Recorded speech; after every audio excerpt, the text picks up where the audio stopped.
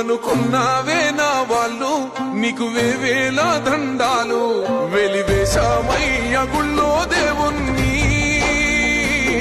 చేస్తున్నామయ్య రమ్మని పూజలని పాలించే నిన్ను పక్కన పెట్టినమయ్యా మా పాపం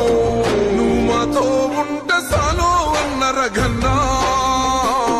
సుడిగుండాలే దండాలు పెడతాయిలే మా కన్నా నువ్వు మాతో ఉంటే సాలో అన్న రఘన్నా నిన్ను మించి నోడే లేడే దుబ్బాక కన్నా